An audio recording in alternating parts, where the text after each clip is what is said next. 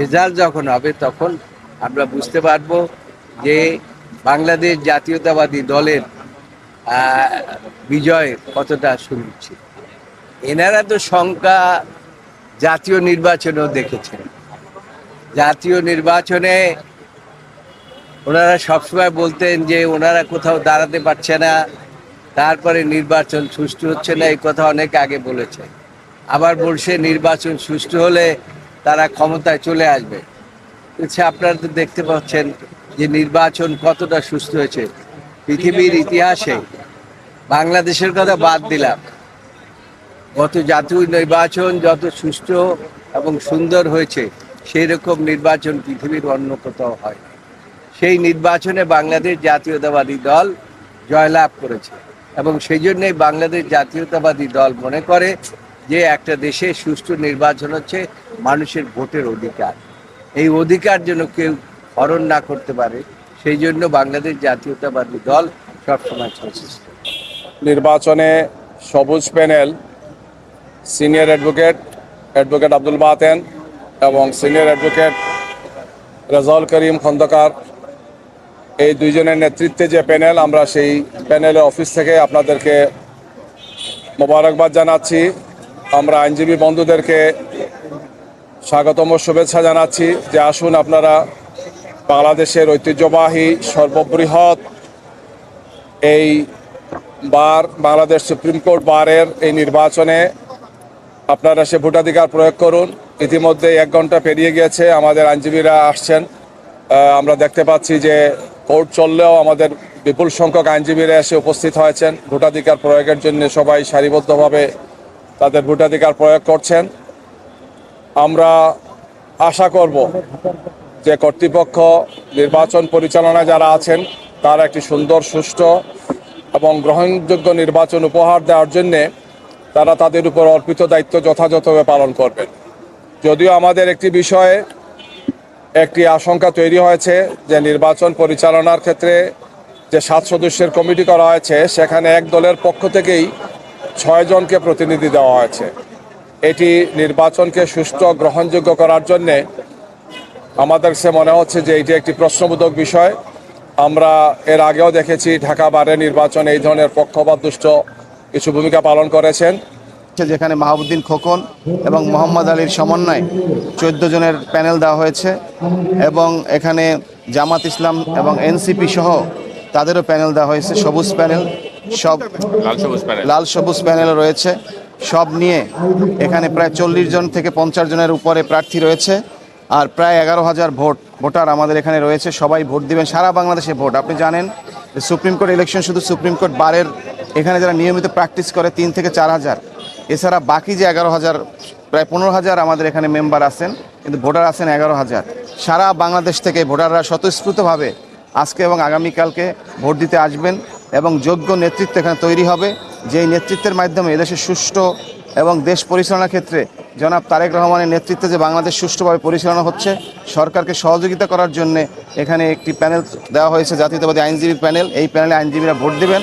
আমরা আশা করছি আমাদের প্যানেল 14টা ইনশাল্লাহ আমাদের বিজয় লাভ করবে এবং সুষ্ঠুভাবে এই ভোট অনুষ্ঠিত হবে ইনশাল্লাহ। আপনারা দেখতেছেন সকাল থেকেই ভোটাররা দাঁড়িয়ে আছে লাইনে, স্বতঃস্ফূর্তভাবে সকল শ্রেণীর ভোটার যারা এখানে প্র্যাকটিসিং, নন প্র্যাকটিসিং যারাই আছে, যারা এখানে ভোটার, তারা স্বতঃস্ফূর্তভাবে এসেছে ভোট দেওয়ার জন্য এবং উৎসব মুখর পরিবেশে নির্বাচন হচ্ছে।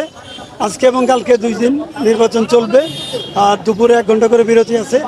আমরা আশা করি ইনশাল্লাহ আমাদের যে নীল প্যানেল সকল প্রার্থী ইনশাল্লাহ বিজয় লাভ করবে, ফুল প্যানেল বিজয় লাভ করবে, এই প্রত্যাশা করতেছি ইনশাল্লাহ। সব দিক দিয়ে আমরা সচেতন আছি, আইন শৃঙ্খলা রক্ষাকারী বাহিনী সহ এবং লয়াররা সবাই সচেতন এবং তাদের নিজের ভোট নিজে দেওয়ার অভ্যাস শুরু হয়ে গেছে গত 12ই ফেব্রুয়ারি থেকে। কাজে সেই 12ই ফেব্রুয়ারির যে জাতীয় নির্বাচন, বহুদিন পরে মানুষ ভোট দিতে পেরেছে। এখন সকল নির্বাচন আগামীতে বা বর্তমানে যা হচ্ছে সবগুলোতেই সবাই স্বাধীনভাবে ভোট দিতে পারবেন।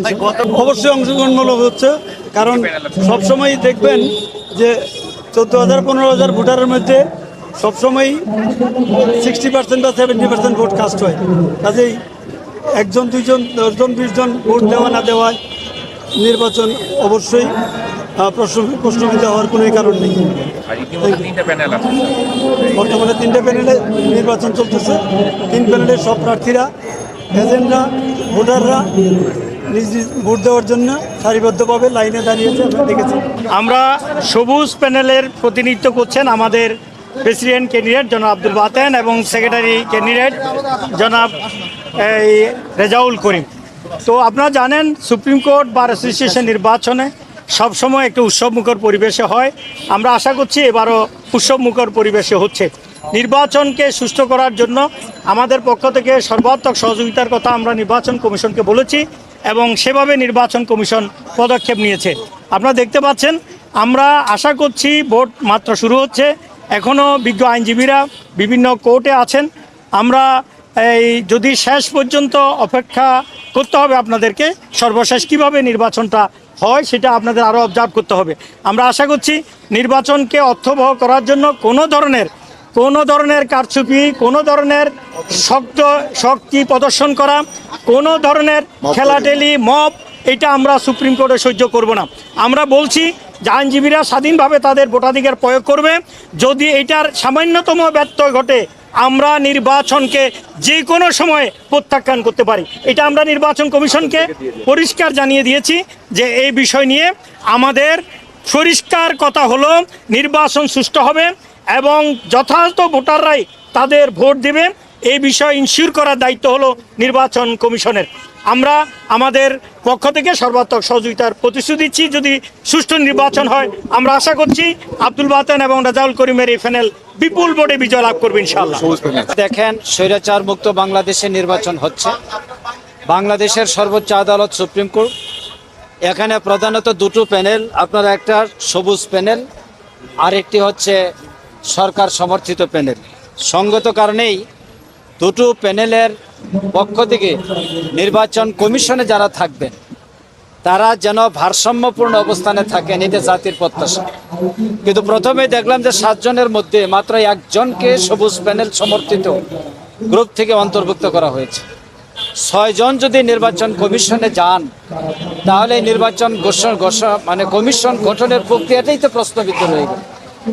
প্রশ্নবিদ্ধ অবস্থায় যে নির্বাচনের যাত্রা শুরু হয়েছে, সেই নির্বাচন কতটুকু গ্রহণযোগ্য, নিরপেক্ষ হবে, এই ব্যাপারে যথেষ্ট প্রশ্ন আমাদের আছে। গণতান্ত্রিক প্রক্রিয়ায় আমরা নির্বাচনে অংশগ্রহণ করেছি, আমাদের ভোটাররা ভোট দিচ্ছেন, ভোট দিবেন।